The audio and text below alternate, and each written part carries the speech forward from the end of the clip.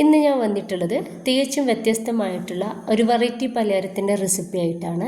നിങ്ങളാരും ഇതുവരെ ട്രൈ ചെയ്ത് നോക്കിയിട്ടില്ലാത്ത ഒരു സൂപ്പർ റെസിപ്പിയാണിത്.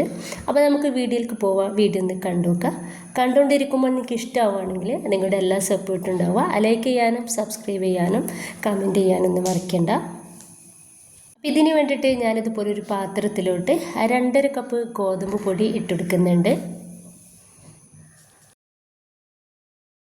ഇനിയിപ്പോൾ ഞാൻ ചെറിയ ചൂടുള്ള വെള്ളമാണ് എടുത്തിട്ടുള്ളത്. ആ വെള്ളത്തിലോട്ട് തന്നെ ഉപ്പ് കൂടി ഇട്ടെടുത്തിട്ടുണ്ടായിരുന്നു.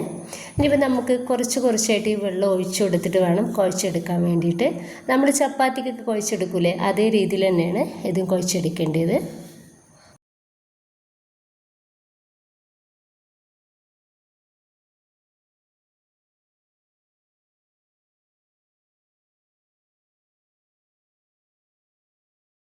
ഇപ്പോൾ ഇതുപോലെ ഒന്ന് ആക്കി എടുത്തിട്ടുണ്ട്. ഒരു 1-2 മിനിറ്റ് നമുക്കിതൊന്ന് കുഴച്ചെടുക്കാം.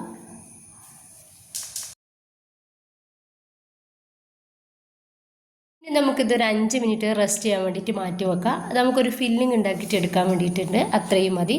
ഇനിയിപ്പോൾ ഞാൻ കുറച്ച് ചിക്കൻ്റെ പീസ്, എല്ലില്ലാത്ത പീസാണ്, ഒന്ന് ഫ്രൈ ചെയ്തെടുത്തിട്ടുണ്ട്. അതിൻ്റെ വീഡിയോസ് ഒന്നും എടുത്തിട്ടില്ല. ഉപ്പും മുളക് പൊടിയും മഞ്ഞൾപ്പൊടി അതുപോലെ തന്നെ ഗരം മസാല പൗഡറും കൂടി ചേർത്തിട്ട് നന്നായിട്ട് ഒന്ന് ഫ്രൈ ആക്കി എടുത്തിട്ടുള്ള ചിക്കനാണ്. ഈ ചിക്കനെ നമുക്കൊന്ന് മാറ്റി വെക്കാം. ഇതിലോട്ട് കുറച്ച് ഇഞ്ചിയുടെയും വെളുത്തുള്ളിയും ചെറിയ കഷ്ണങ്ങളാക്കി എടുത്തതാണ്, അതാണ് ഇട്ടുകൊടുത്തിട്ടുള്ളത്. ഇതൊന്ന് നമുക്ക് ഒന്ന് മൊരിച്ചെടുക്കാം. ഈ ഒരു സമയം നമുക്കിതിലോട്ട് കുറച്ച് കറിവേപ്പിൻ്റെ ഇല ചെറുതായിട്ടൊന്ന് പിച്ചിയിട്ട് ഇട്ട് കൊടുക്കാം. ഇനിയിപ്പോൾ നമുക്ക് ഈ ഇഞ്ചിയും വെളുത്തുള്ളിയും ഒന്ന് മൂപ്പിച്ചെടുക്കണം. നന്നായിട്ടൊന്ന് മൂത്തി കിട്ടിയാൽ ഇനി ഇതിലോട്ട് ഞാനിതാ ഒരു 2 മീഡിയം സൈസുള്ള സവോള ചെറുതാക്കിയിട്ട് കട്ടാക്കി എടുത്തിട്ടുള്ളതാണ്, അതാണ് ഇട്ട് കൊടുക്കുന്നത്. ഇനിയിപ്പോൾ ഇതിലോട്ട് ആവശ്യത്തിനുള്ള ഉപ്പ് കൂടി ചേർത്ത് കൊടുത്തിട്ട് ഈ ഒരു സവോള നമുക്കൊന്ന് വാട്ടിയെടുക്കാം.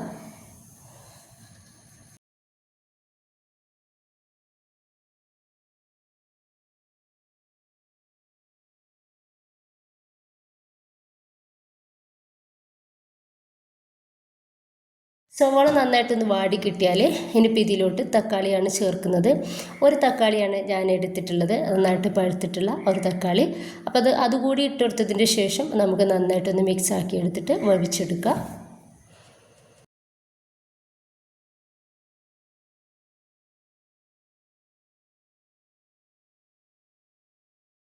നന്നായിട്ട് വേവാതിന് ശേഷം ഇതിലോട്ട് ഞാൻ ഒരു ചെറിയ ക്യാപ്സിക്കാണ് കട്ടാക്കി എടുത്തിട്ടുള്ളത്, അത് ഇട്ടെടുത്തിട്ടുണ്ട്.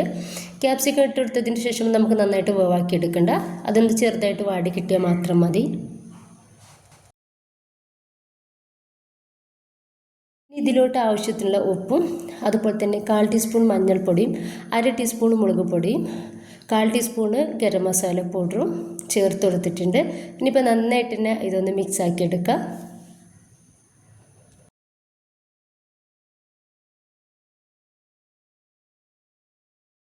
റെഡിയാക്കി വെച്ചിട്ടുള്ള ചിക്കന് ഞാൻ മിക്സിയുടെ ജാറിലിട്ടിട്ട് ഒന്ന് ക്രഷാക്കി എടുത്തിട്ടുണ്ട്.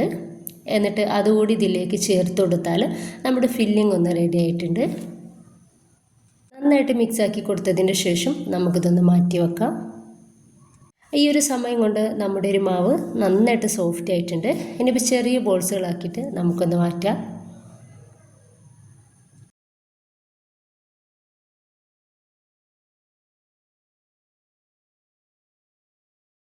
ഇനിയിപ്പോൾ ഞാനിതാ ഇതുപോലെ ബോൾസുകളാക്കിയിട്ട് എടുത്തിട്ടുണ്ട്.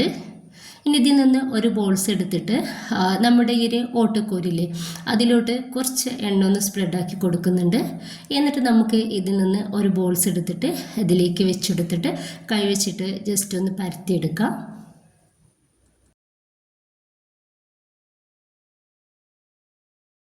അപ്പോൾ ഈ ഒരു രീതിയിൽ ഇത് ഫുള്ളായിട്ട് തന്നെ ഞാനൊന്ന് പരത്തിയെടുത്തിട്ടുണ്ട്.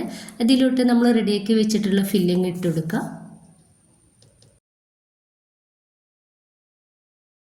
എന്നിട്ട് നമുക്ക് ഇതുപോലെ ഒന്ന് മടക്കി കൊടുക്കാം. അപ്പം നമ്മുടെ ആ ഒരു എന്താ പറയുക ഓട്ടക്കോരിയുടെ ആ ഒരു മോഡൽ, ആ ഒരു ഷേപ്പ് നമുക്കിതിമേ കിട്ടിയിട്ടുണ്ട്. ഈ ഒരു രീതിയിൽ നമുക്ക് ബാക്കിയൊക്കെ ചെയ്തെടുക്കാവുന്നതാണ്. നന്നായിട്ട് ചൂടായിട്ടുള്ള എണ്ണയിലോട്ട് നമുക്ക് ഇത് ഇട്ട് കൊടുത്തിട്ട് ഒന്ന് ഫ്രൈ ആക്കി എടുക്കാം. നമ്മൾ ഇട്ട് കൊടുക്കുന്ന സമയത്ത് തീ ഹൈ ഫ്ലെയിമിലോട്ട് വെക്കാം.